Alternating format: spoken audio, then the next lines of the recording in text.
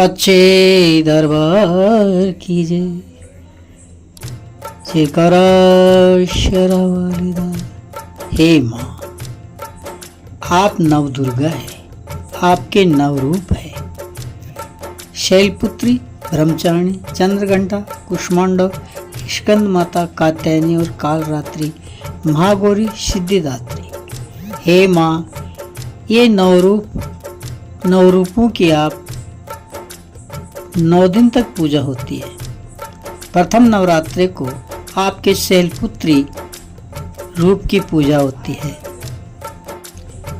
वंदे वांछित लाभाय चंद्राधर कर्त शेखराम वर्षारूढ़ाम शूलधराम शैलपुत्रीम यशस्विनीम। माँ दुर्गा अपने पहले स्वरूप में शैलपुत्री के नाम से जानी जाती है। पर्वतराज हिमालय के वहाँ पुत्री के रूप में उत्पन्न होने के कारण इनका यह शैलपुत्री नाम पड़ा। वर्षभ स्थिता इन माताजी के दाहिने हाथ में त्रिशूल और बाएं हाथ में कमल पुष्प सुशोभित है। यही 9 दुर्गाओं में प्रथम दुर्गा है।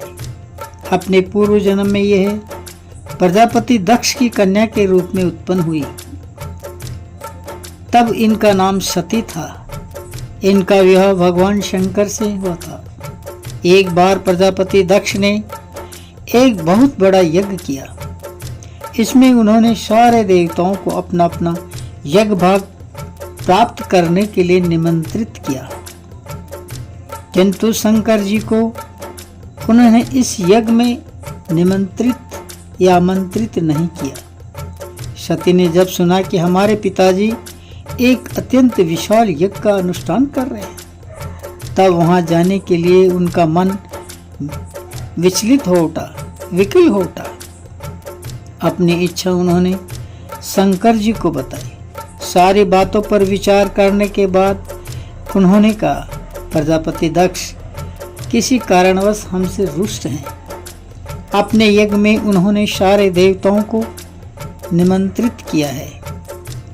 उनके यज्ञ भाग भी उन्हें समर्पित किए हैं, किंतु हमें जानबूझकर नहीं बुलाया है, कोई सूचना तक नहीं भेजी। ऐसी स्थिति में तुम्हारा वहां जाना किसी प्रकार भी श्रेयस्कर नहीं होगा, उचित नहीं होगा। शंकर जी के इस उपदेश से सती का प्रबोध नहीं हुआ। पिता का यज्ञ देखने, वहां जाकर माता और बहनों से मिलने की उनकी व्यग्रता किसी प्रकार भी कम न हो सकी। उनका प्रबल आग्रह देखकर भगवान शंकर जी ने उन्हें वहां जाने की अनुमति दे दी।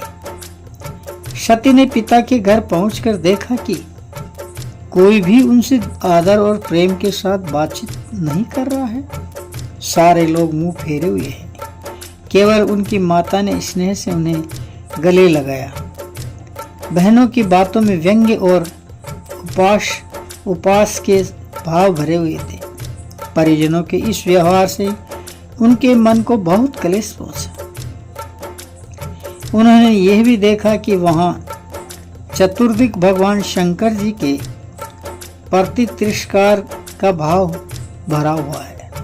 दक्ष ने उनके प्रति कुछ अपमानजनक वचन भी कहे। ये सब देखकर सती का हृदय क्षोभ, ग्लानि और क्रोध से संतप्त हो उठा। उन्होंने सोचा, भगवान शंकर जी की बात न मान यहाँ कर मैंने बहुत बड़ी गलती की थी। वह अपने पति भगवान शंकर के इस अपमान को सह न सके। उन्होंने अपने उस रूप को तत्क्षण वही योगाग्नि द्वारा जलाकर भस्म कर दिया।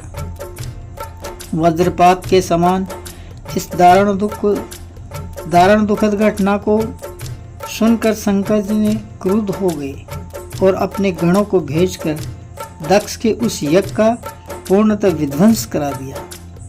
सती ने योगाग्नि द्वारा अपने शरीर को भस्म कर अगले जन्म में शैलराज हिमालय की पुत्री के रूप में जन्म लिया। इस बार वह शैलपुत्री नाम से विख्यात हुई।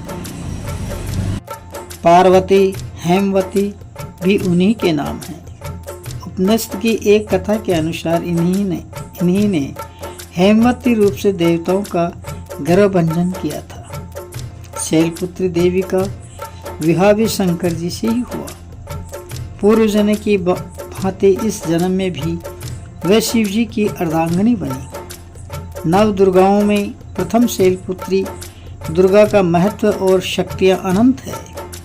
नवरात्रि पूजन में प्रथम दिवस इन्हीं की पूजा और उपासना की जाती है।